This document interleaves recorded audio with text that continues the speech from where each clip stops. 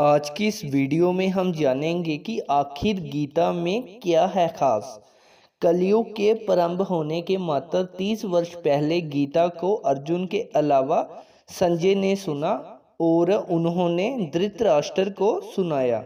गीता में श्री कृष्ण जी ने 574, अर्जुन ने 85 और संजय ने 40 और धृतराष्ट्र ने एक श्लोक कहा है। हरियाणा के कुरुक्षेत्र में जब ज्ञान दिया गया तब मार्गशीर्ष माह के शुक्ल पक्ष की तिथि एकादशी थी। उस दिन रविवार था। कहते हैं कि उन्होंने यह ज्ञान लगभग 45 मिनट तक दिया था।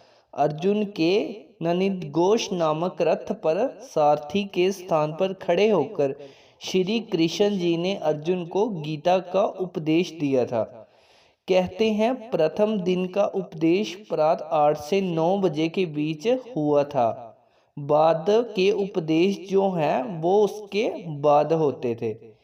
गीता में भक्ति, ज्ञान और कर्म मार्ग की चर्चा की गई है।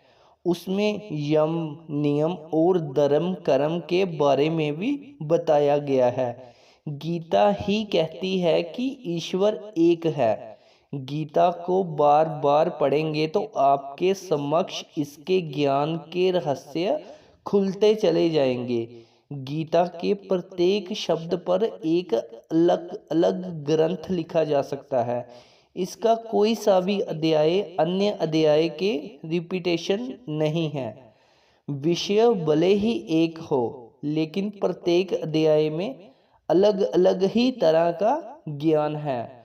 गीता जो है वो आपको जीवन का असली मतलब समझाती है।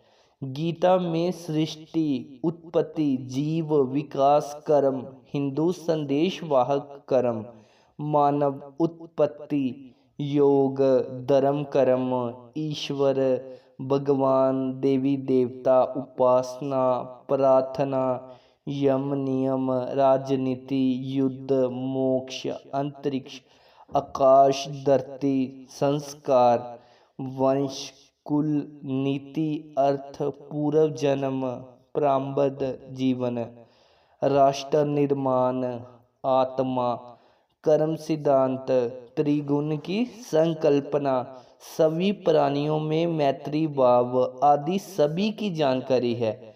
गीता का मुख्य ज्ञान है कैसे स्थित प्रज्ञ इंसान बनना, ईश्वर को जानना या मोक्ष प्राप्त करना। ये सारा गीता का मुख्य ज्ञान है। श्रीमद् भगवत गीता योगेश्वर श्री कृष्ण की वाणी है। इसके प्रत्येक श्लोक में ज्ञान रूपी प्रकाश है जिससे प्रस्तुत होते ही अज्ञान का अंधकार हमेशा के लिए नष्ट हो जाता है। ज्ञान, भक्ति, कर्म, योग मार्गों की विस्तृत व्याख्या की गई है।